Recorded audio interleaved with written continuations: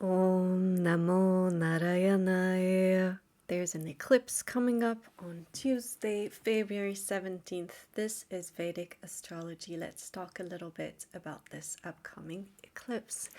Now, today, Sunday, the 15th of February at night, is a very special time. It's Shiva Ratri. So, if you are in any of the yogic tradition, whether you practice yoga, whether you're really deeply into the traditional Sanskrit studies and Jyotish, wherever you're at on the spectrum, take a moment tonight, especially close to midnight, light a candle, sing your mantra, chant your mantra, whichever one you feel close to in your heart of heart, and sit with this energy of Shiva Ratri. It's a very special night.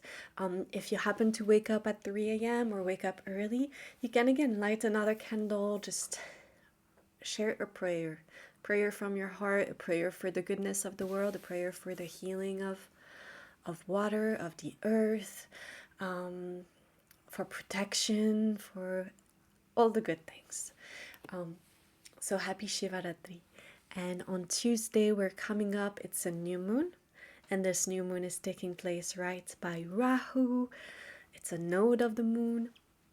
And that means that it's a solar eclipse. Now, this one is only visible in a few places in South Africa and the tip of South America.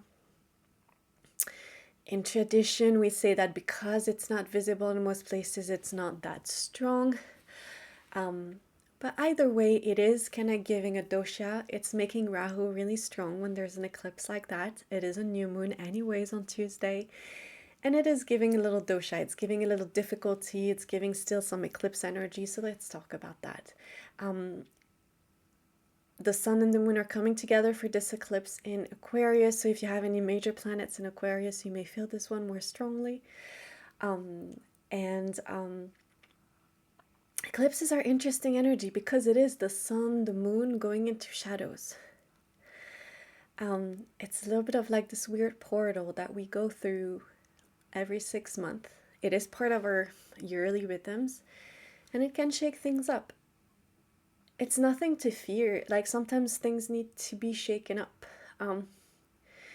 And that kind of sets us up on a new direction, a new adventure. Change is needed. Change is part of life. Sometimes it's uncomfortable. Sometimes it's things we try to hold on to. We don't want that changed. We just want to keep everything as they are. And you know, it feels uncomfortable. It feels just difficult. But this is part of our journey. And in this way, so surrounding Aquarius right now, we have Saturn and Mars on both sides. Mars is in the previous sign from Aquarius. Mars is in Capricorn. Saturn is in Pisces. So Saturn, Mars is on both sides, and it's giving a little bit of Yama energy. Yama energy can sometimes give the strength to do something. So especially with a new moon, and especially with an eclipse, maybe it's giving you the strength to end something, to let go of certain things that weren't aligned or weren't right, or to be honest about situations in your life. Now, because eclipses have this shadow energy, it's never something I never recommend is to go on first dates at this time, meet new people, just to be a little cautious and who can come into your life at this time. Usually it shows things hidden. Not everything is out in the clear, yeah? So just a little caution. That's the only caution really around eclipses. It's signing contracts, moving into a house on the day of the eclipse. You know, is there something a bit sketchy about maybe the neighbors, or maybe there's something in the house that isn't really properly done, or maybe some paperwork weren't, you know, there's something that could be a little some dishonesty, some things hiding, some little, Rahu has a little bit of this deceit energy, manipulation. So that's my biggest caution when we talk about eclipses and new moons and this coming solar eclipse.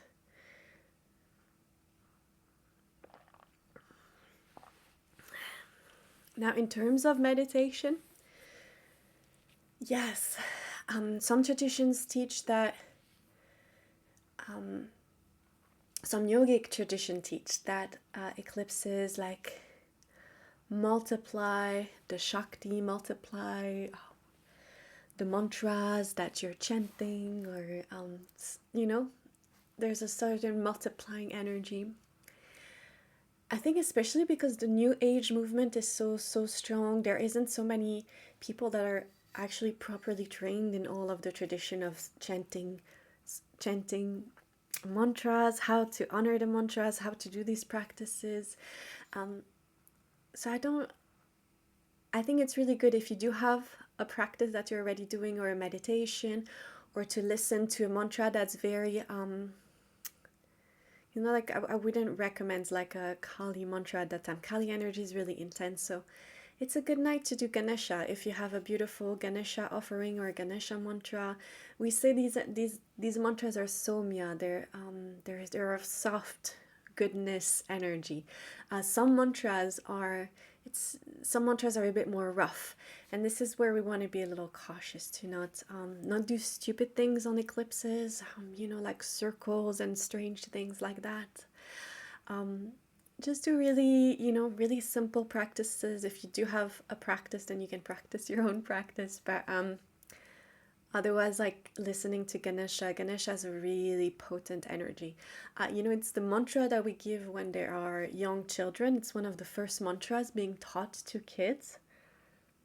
And then later on, we teach that that Ganesha holds all of the special yogic powers. So it both holds the gate of realization in the beginning, and there's something really beautiful about that. But Ganesha is so important. There's a reason why there's so many. Ganesha is also in the Buddhist tradition. We see Ganesha everywhere, and obviously in the Hindu and I think in other traditions we see the elephant god being so prominent, because we all need help for obstacles.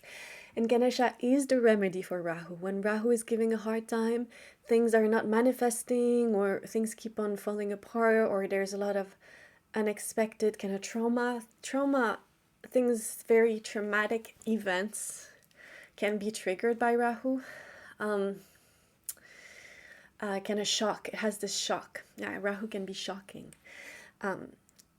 And so Ganesha is the energy that is very grounding. First of all, Ganesha rules over the earth element, so it's very grounding. When you see Ganesha, he has the big belly, and he's sitting in his meditation. And when you tune into that energy, you can feel his grounding, almost like holding you, And that's really important when Rahu is strong, because Rahu has this airy energy that sometimes, gives this anxiety, this racing thoughts, this what if feeling, this confusion, can just be really heavy on the head.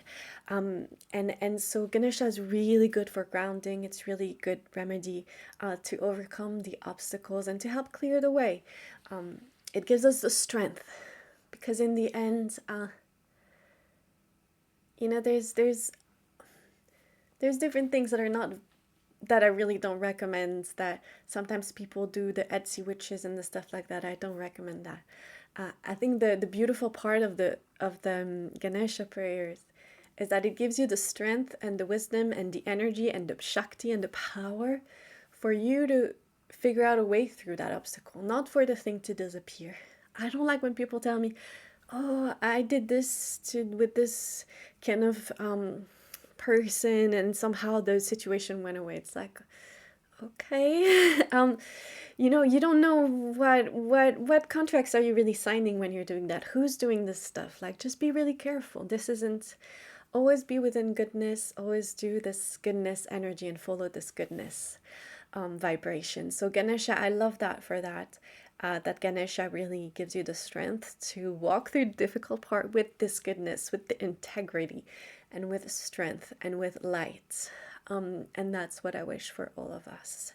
Because in the end, especially when you do the work I do, when you're doing karma every day, all day, studying karmic, the things, that we're a little bit, there is a web of circumstances that are keeping us. And it's a bit, it just kind of reverberates in many ways in our life. It's like a fractal, there's a difficult part maybe, and it's fractal, it reverberates in different ways in our world. And it's the, you know, some things that we have to come to live through. But all we do when we're looking at karma and giving guidance and giving advice is to help people find a way to set themselves free from the things that are really causing them suffering and difficulties. Yeah.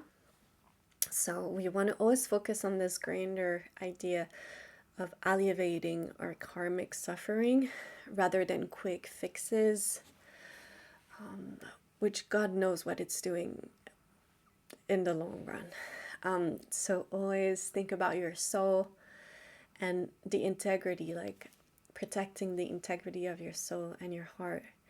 And maybe you'll make a little less money than other people who are scheming and lying and cheating on things. But trust me, you by the time the last breath comes, I know you will not regret this. Having followed the path of integrity. And that's something you I think most people know. Most people, it doesn't matter who they are, wherever they are in their journey of integrity, most people just know that as truth. It's like one of those truths that, like, you just know it in your heart, you know? Like, you know, it's not right to beat someone up. Like, you just know that, like, you know? In the same way. So practice something somya, something of goodness during the eclipse. That's fine. Keep things simple, no weird, strange things, considering everything that's been up in the news and just dreadful things. I guess it's something to be repeated at this point. But yeah, keep things good, keep things sweet. And new moon, it is new moon, so it's, you know, as usual. Sign, you know, we talked about the no first dates, no contracts, no things like that. And the rest is just, I'm sure most of us, I'm not working, but most everyone will be working on Tuesday, so it's fine. Just go about day-to-day work. And if people seem on edge, irritated, frustrated, there's extra, you know, just don't take it personally. Just have this filter of, like, this is just like the eclipse energy, a bit intense, a bit irritable, frustration, you know, just and just, you know, nod and go about your way and just kind of let it roll. This isn't a day where you want to debate right or wrong with anyone, or your partner or your kids, or it's just a day where you just say, you know, when the kids are going around screaming and you can't just seem to get them to settle, it's just, maybe that's the day where you just say, okay, all right, we're just going to turn on the TV because I can't do this anymore. I need a breath. That's fine. That's one of those days where it's just letting things be, and letting people be and having compassion. All right. 13 minutes. Okay. Whoosh. I have been moving. I moved. I'm really proud of myself. I'll update you on the new location. It's going to be really special in a couple of weeks, obviously after the eclipses. It's going to be something new and wonderful. And I'm not consulting for a while.